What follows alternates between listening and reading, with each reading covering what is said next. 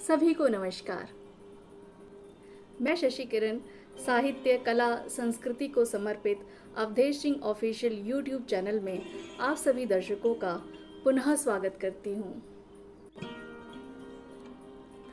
आज का ये अंक पूर्व प्रसारित हिंदी पखवाड़े के अंतर्गत पेड़ों की छांव तले पुस्तक चर्चा और काव्य पाठ के कार्यक्रम पर आधारित है। इस अवसर पर अंतर्राष्ट्रीय बेटी दिवस पर कविताएं पढ़ी गई और फिल्म इंडस्ट्री में स्थापित अभिनेत्री श्रीमती प्रतिभा सुमन शर्मा रजनीगंधा जी की पुस्तक अर्बन नक्सल बीवी पर समीक्षात्मक चर्चा भी की गई। अध्यक्षता का निर्वहन किया वरिष्ठ साहित्यकार प्रोफेसर बीना शर्मा, पूर्व निदेशक केंद्रीय हिंदी संस्थान आगरा ने। इस राष्ट्रीय स्तर की गोष्ठी में मुख्य अतिथि के रूप में डॉक्टर श्वेता दीप्ति, पूर्व अध्यक्षा हिंदी केंद्रीय विभाग, त्रिभुवन विश्वविद्यालय काठमांडू तथा संपादक हिमालिनी हिंदी मासिक पत्रिका का सानिध्य रहा। विशिष्ट वार्ताकारों में वरिष्ठ साहित्यकार, आलोचक क्रमशः प्रोफेसर डॉक्टर राजेंद्र गौतम दिल्ली विश्वविद्यालय से, professor doctor Rama Singh Rana SSPG college Ghaziabad से, डॉक्टर तबस्सुम जहां कवयित्री एवं फिल्म समीक्षक एवं कवयित्री एवं अभिनेत्री डॉक्टर अल्पना सुहासनी जी रहीं। इसी के साथ वार्ता के अंतिम दौर में आभार प्रदर्शन प्रख्यात अभिनेता यशपाल शर्मा जी ने किया।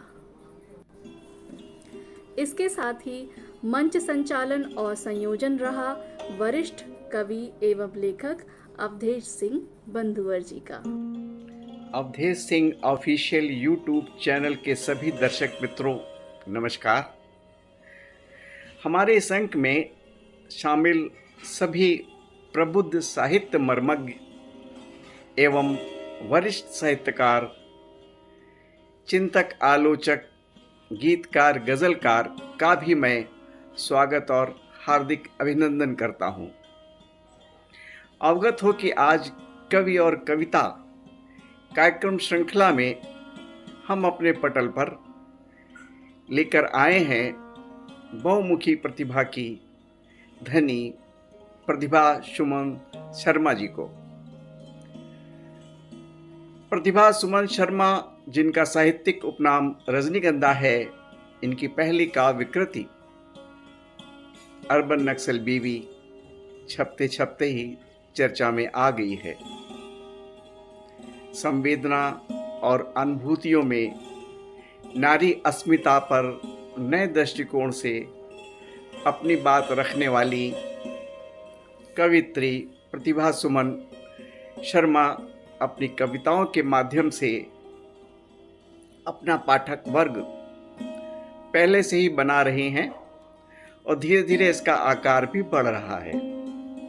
यह बेहद सुखद है। जैसा कि अभी हमारी सहयोगी कवित्री शशि किरण जी ने इस प्रस्तुति से जुड़े कई तथ्यों को स्पष्ट किया है, उसी क्रम में मैं पेड़ों की छांव तले संपन्न हुई 115वीं राष्ट्रीय गोष्ठी से संकलित वीडियो अंश आपके सामने प्रस्तुत कर रहे हैं। इस अंक में पहले मैं NSD से पास आउट ख्यात प्राप्त अभिनेत्री प्रतिभा जी की फिल्म की एक झलक को आपके सामने प्रस्तुत कर रहा हूं। फिर अंतर्राष्ट्रीय बेटी दिवस के अवसर पर बेटियों को समर्पित कविता यह लड़कियां, इस शीर्षक की कविता इस कार्यक्रम का प्रथम सोपान है। अवगत हो कि लेखिका रजनीगंधा के मुख से पढ़ी जा रही कविता यह लड़कियां वस्तुतः आज की चर्चा में आ रही पुस्तक अर्बन नक्सल बीबी से ही है। बहुत बहुत आभार, धन्यवाद। कृपया अंत तक हमारे साथ बने रहें। धन्यवाद। कोई जनावर कुएं में गिर पड़ा और मर गया। गिरा नहीं, फेंका है। ठाकुर के आदमियों ने फेंका है। वो क्यों करने लगे ऐसा? याद नहीं, पिछले महीने पटवारी का बैल मर गया था और उसने राका को उठाने के लिए कहा था। हाँ, जब उसका बायकाट कर दिया था सारे चमारों ने। हाँ, कस्बे से कसाई बुलवा कर उठवाया था उसने। उस वक्त कहा तो था उसने कि तुम लोगों का हुक्का पानी बंद ना करा दूं तो कहना। वो क्या जानवर मारने गया होगा? अरे नहीं, उसी कसाई से कह के कुत्ता या गीदड़ फिकवा दिया होगा। हाँ, जहर देकर मरवा देते। तो जहर भी होगा पानी में? अरे भैया, पानी तो वैसे भी जहर हो गया। अब जो पिएगा क्या बचेगा? मर ही जाएगा। अब क्या होगा? भगवान ही जाने। कुएं में उतरना पड़ेगा, सफाई करानी पड़ेगी, और क्या। बिना पानी के जिएंगे कैसे? हेलो दोस्तों, मैं प्रतिभा।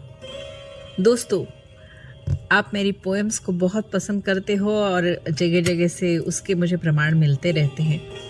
बहुत बहुत शुक्रिया आप सभी का बने रहने के लिए। तो दोस्तों, आज मैं जो कविता पढ़ने जा रही हूँ वो एक बहुत ही सुंदर कविता है। तो कविता का शीर्षक है ये लड़कियाँ। अब न जाने क्या बन गई है ये लड़कियाँ। पहले नन्ही परियां बन जाती थी, घर द्वार आंगन बन जाती थी, किलकारियां बन जाती थी, बाबा की लाडली, माँ की दुलारी, भाइयों की प्यारी, बहनों की खाला बन जाती थी। न जाने ये रंग बिरंगी लड़कियां तितलियों से रंग लिए तीज त्योहार बन जाती थी। झूलों के संग झूलती हुई रात रात भर हुड़दंग बन जाती थी। बारिशों के मौसम में तो हर बूंद में थिरक थिरक गीत बन जाती थी। न जाने कैसे पूरा संसार बन जाती थी, पर कुछ समय से सन्नाटा बन गई है ये सब। आती नहीं आवाज कोई, कहाँ गई ये लड़कियां? होगी यही कहीं आंगन में खेलती, गली और नुक्कड़ पर। कहाँ नहीं ढूंढा इनको, न जाने कहाँ गई ये सब लड़कियां। कुछ तो बार बन गई, कुछ कोठे भी, कुछ बस शरीर बन गई, जगह जगह खरोचों वाला। पर मन कहीं खो बैठी है। कुछ रैन बसेरा बन गई, कुछ कोठियों में बंद खुद कोठियां बन गई, और कई तो कच्चे मकान बनी और कुछ झोपड़ियां भी। कुछ तो नदी बनी, कुछ तालाब भी, कुछ तो सड़कें बनी आवारा सी। कुछ को मंदिर बना दिया और कोई मस्जिद बनी। कोई खुद को देवी कहती है और लोग इन्हें चुड़ैले। ऐसी बंठन सुंदर नटखट लड़कियों का न जाने ये क्या हाल हुआ है। लगा कि चलो देखें, शायद कोई स्कूल बन गई हो, कुछ कवि, कुछ नेता, कुछ अभिनेता बन गई हो। पर ये तो रात बन गई है, सब की सब सुबह होने के इंतजार में। थैंक यू दोस्तों, थैंक यू सो मच। तो ये कविता थी ये लड़कियां। आप इसी तरह से बने रहे, आपका प्रेम और आशीष हमें मिलता रहे। बहुत बहुत शुक्रिया, बहुत बहुत शुक्रिया क्षमा, थैंक यू सो मच दोस्तों। सभी को नमस्कार। सबसे पहले तो मैं प्रतिभा जी को हार्दिक बधाई देना चाहता हूँ इस संकलन के प्रकाशन पर। देखिए, संकलन रोज रोज छप रहे हैं। मेरा ख्याल है कि जितना कविता का प्रकाशन अब हो रहा है शायद ही कभी हुआ हो। लेकिन यह संकलन क्यों महत्वपूर्ण है और इसका स्वागत क्यों विशेष रूप से मैं कर रहा हूँ, इस पर दो एक बातें मैं कहना चाहूँगा। कविता अपने आप में जब प्रतिरोध का स्वर बनती है तो उसका दायित्व तो बहुत बढ़ जाता है। दायित्व बढ़ने का तात्पर्य यही है कि आप कुछ चुनौतियों से भी दो चार होते हैं। आपके सामने बहुत सारे ऐसे मसले होते हैं जिनसे यदि आप नज़र बचाकर आसानी से निकल जाएं तो बहुत सुविधापूर्वक जीवन जी सकते हैं, आपको किसी कठिनाई का सामना नहीं करना पड़ेगा। लेकिन कई बार कुछ सवाल ऐसे होते हैं जिनसे यदि आप टकराएंगे तो एक ऐसे समय में, जिस समय में नुकीले पंजे हो समय के और अंधेरी चट्टाने हो, जिस समय में, ऐसे समय में जो आप सवालों से टकराते हैं, चुनौतियों से टकराते हैं, तो कहीं एक मुसीबत का सामना करने के लिए अपने आप को तैयार करते हैं। तो मैं प्रतिभा जी आपको सबसे पहले आपके साहस के लिए धन्यवाद देना चाहता हूँ, क्योंकि ये कविताएं साहस की कविताएं हैं निश्चित रूप से। मैंने इस संकलन की चर्चा होने से पहले आपको फेसबुक पर जब आपकी कविताएं आनी शुरू हुई, आपके ब्लॉग पर जब चीज़ें आई, तभी मैं बहुत आकर्षित हुआ था इन कविताओं के प्रति और उत्सुकता मेरी बढ़ गई थी। जब पता चला कि ये बहुत जल्दी संकलन रूप में आ रही हैं तो मेरा मन खुशी से भर गया था। बाद में मैं पूरे संकलन की कविताओं से गुजरा और मैंने थोड़ी बहुत बातें संक्षेप में टिप्पणी के रूप में, भूमिका के रूप में लिखी भी हैं इस पुस्तक में प्रकाशित हुई। उनमें से दो बातों को मैं यदि यहाँ भी रेखांकित करूं, यहाँ भी उनको संदर्भित करूं, तो मेरा ख्याल है वो सार्थक है। पहली बात जो मैंने कही थी, जो इसके शीर्षक से भी जुड़ती है, वो ये है कि जिस अंधेरे समय की बात मैं कर रहा हूँ, जिस नुकीले पंजों वाले समय की बात मैं कर रहा हूँ, वह समय चालाकी भरा भी है। मैं ये कह रहा था कि एक षड्यंत्र ये रचा गया पिछले दिनों कि पूरा धन, पूरी शक्ति, पूरी ऊर्जा इस बात के लिए लगा दी गई कि कंस्ट्रक्ट कुछ निर्मित किए जाए और उन कंस्ट्रक्ट्स की निर्मित के लिए ही शब्द गढ़े गए और वो शब्द जो धनात्मक थे उनको ऋणात्मक बना दिया गया। उदाहरण के लिए बुद्धिजीवी एक बहुत धनात्मक शब्द था, लेकिन उसको गाली के रूप में आज प्रयोग में लाया जा रहा है। व्यवस्था और सत्ता जो है बहुत चालाकी भरी है और उसने जन मन को तोड़ने के लिए और जन मन में भ्रांतियां पैदा करने के लिए ये स्थितियां पैदा की हैं। और उन्हीं में से एक शब्द जो है वो अर्बन नक्सल है। एक ऐसी कॉन्सेप्ट गढ़ी गई जानबूझकर, जैसे कि जो सोचता विचारता है, जो जनता की बात करता है, वो आतंकवादी है, उसको आतंकवादी कहा जा रहा है। देश प्रेम की परिभाषा बदल दी गई, राष्ट्र प्रेम की परिभाषा बदल दी गई। राष्ट्र और देश जो है उनको बहुत खंडित रूप में सामने रखा गया। मेरे साथी भी विद्वान है, मैं भी थोड़ा बहुत संस्कृत प्रेमी हूँ और मैं जानता हूँ कि जो दिश धातु है संस्कृत की, जो फैलाव को इंगित करती है, उससे देश शब्द बना है। वो देश शब्द जो है वो संकीर्ण कैसे हो सकता है? देश तो उस प्रत्येक नागरिक को के साथ जुड़ा हुआ है जो भी उसके भूगोल के अंतर्गत आता है। वो नदी नाले, वो खेत, वो कल्याण, वो यहाँ के नागरिक, उसमें किसी धर्म और जाति के लोगों को बांट कर नहीं देख सकते आप। विडंबना ये है कि हमने देश शब्द का भी प्रयोग किया और देश के नागरिकों को बांट कर भी देखा। ये कैसी विडंबना है? इससे बड़ा भयानक क्या हो सकता है कि एक तरफ आप देश प्रेम की बात करें और दिश धातु को भूलकर आप धर्मों के आधार पर विभाजन करके चलें और अलग अलग तरह के मानदंड बनाकर चलें। तो ऐसी मानसिकता, और उसको दुखद ये है कि बुद्धिजीवी भी जो तथाकथित पढ़े लिखे और कवि कहलाते जो अपने आप को, वे कविगण भी इस सारी चिंतन के शिकार होकर इन्हीं चीजों को, इन्हीं अवधारणाओं को फैला रहे हैं। प्रतिभा जी, आपने इस नंगे यथार्थ को समझा, सबसे बड़ी बात ये है। और उस नंगे यथार्थ को समझकर आपने प्रतिकार ही नहीं दिया, प्रत्युत्तर दिया है। क्योंकि आपने जब शीर्षक ही अर्बन नक्सल बीबी रखा है इस पुस्तक का, तो ये पूरे उस विमर्श को जो बनाया जा रहा है, जो एक गढ़ा जा रहा है विमर्श, उसको एक करारा उत्तर दिया है। मैं तो ये कहूँगा कि ये जो ऐसी विचारधारा, जो विकृत विचारधारा समाज में फैलाई जा रही है, उसके मुंह पर तमाचा है ये शीर्षक। और ये एक आईना दिखाने वाला ये संकलन है। इस रूप में मैं इसके महत्व को रेखांकित करना चाहूँगा।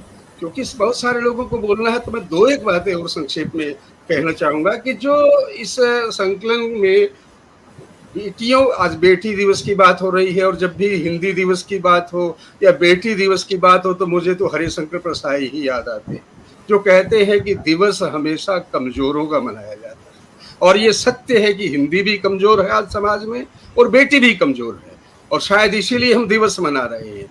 तो खैर, वो एक अवान्तर प्रसंग है। दूसरा प्रसंग है, यहाँ मैं ये कहना चाहूँगा कि नारी विमर्श, स्त्री विमर्श का शोर शराबा तो बहुत है। पिछले 30-40 वर्षों से हम अकादमिक जगत में पढ़ते पढ़ाते भी रहे, थ्योरीज को विदेशी सैद्धांतिकी को पढ़ाते रहे, भारत के जो लेखक हैं उनको पढ़ाते रहे। लेकिन जो जमीनी स्तर पर स्त्री की आवाज को कैसे बुलंद किया जाना है, यदि उसको आप समझना चाहते हैं तो अर्बन नक्सल बीबी संग्रह को पढ़िए। तीसरी और अंतिम बात मैं ये कहना चाहूँगा कि केवल नारे लगाकर चुप होने वाली कवयित्री नहीं है प्रतिभा, बल्कि उन्होंने भयानक स्थिति के बीच में भी आशा को देखा है। स्थिति भयानक जरूर है, लेकिन उसके बावजूद कवयित्री स्थिति को अंतिम नहीं मानती और परिवर्तन को अवश्यंभावी मानती है, और चेतावनी भी देती है कि ये मत भूलो कि मौसम भी हमेशा एक सा नहीं रहता, रात के बाद दिन का आना तय है। कवयित्री को पूरा विश्वास है कि जिन्होंने इन्हें राजा बनाया है वही इन्हें पैरों तले भी जरूर कुचलेंगे, ये विश्वास पूर्वक कहती है कवयित्री। ये मैं कोट कर रहा हूँ, वही नंगे पैर के हर छाले का हिसाब लेंगे, जिसे तुम भीड़ समझने की भूल कर रहे हो न, इसी बेशुमार बेकार की भीड़ ने ही तख्त और ताज पलटे हैं। ये देखिए, तख्त और ताज पलटे हैं। संयोग ऐसा रहा कि दिल्ली विश्वविद्यालय में मैंने फैज अहमद फैज को पाठ्यक्रम में लगाया था, और वहाँ मैंने 15 वर्ष तक पढ़ाया भी इस कवि को। और वहाँ जो लाजिम है कि देखेंगे हम भी देखेंगे वाली जो नज्म है फैज की, वो मुझे याद आ गई है जब मैंने इस संकलन में इन पंक्तियों को पढ़ा। इसी बेशुमार बेकार की भीड़ ने ही तख्त और ताज पलटे हैं, यह इतिहास भूल रहे हो, इसीलिए गणतंत्र को मामूली समझ रहे हो। तो इस तरह से एक धनात्मक आशा के साथ ये संकलन जो है समाप्त होता है। एक और कविता का जिक्र करके मैं अपनी बात समाप्त करता हूँ। फिर कभी बात जिंदगी की करेंगे सनम, फिर कभी बात जिंदगी की करेंगे सनम, पैदा तो होने दो मुझे पहले, कोख से शुरू हो जाता है संघर्ष मेरा, आ ही गई गर्धरा पर तो फिर नई जद्दोजहद से रोज गुजरती हूँ, कभी मुझ पर घर में ही माँ बाप के भेदभाव, तो कभी भाइयों का अहंकार, कभी पड़ोसी की बुरी नज़र, कभी गुरु की ही नज़र ताली, फिर भी बच गई अगर इन सब से तो फिर बॉस की खींचातानी, अकेले ही कैबिन में बुलाकर अश्लील हरकतों की मारा मारी, फिर भी बच ही गई मैं अगर तो शादी के नाम पर एक मृत्यु रोज, पति की सेज बनकर चुपचाप सहूं अत्याचार अनेक। ये जो टुकड़ा एक बीच बीच में आया है इस कविता में, फिर भी बच गई, ये देखिए रिपीटेटिव वैल्यू जो इस टुकड़े की है कि ये सब तो हो ही रहा है तो इसके बाद बचना बड़ा मुश्किल है, लेकिन फिर भी बच गई। तो ये जो चुनौती है आज लड़की के सामने, सबसे पहली चुनौती तो जिंदा ही रहने की है, और जिंदा रह भी गई तो ये जो अत्याचार का सिलसिला है, ये सिलसिला भी टूटेगा इसकी कोई उम्मीद नज़र नहीं आती। तो ऐसी चुनौती भरी कविताओं का ये संग्रह निश्चित रूप से पाठकों को आकर्षित करेगा और अपने उद्देश्य को पूरा करेगा, ऐसी मुझे पूरी उम्मीद है। और प्रतिभा जी को पुनः बधाई और हार्दिक शुभकामनाएं। बहुत बहुत धन्यवाद, आभार आपका गौतम जी। आज का कार्यक्रम यहीं पर समाप्त होता है। आप सभी का अंत तक बने रहने के लिए हार्दिक धन्यवाद। मैं मिलती हूँ अब अगली वीडियो के साथ। तब तक के लिए अवधेश सिंह ऑफिशियल चैनल को सब्सक्राइब कर लीजिए, वीडियोस को लाइक कीजिए और अपने बहुमूल्य सुझाव कमेंट बॉक्स में लिखना ना भूलिए। धन्यवाद।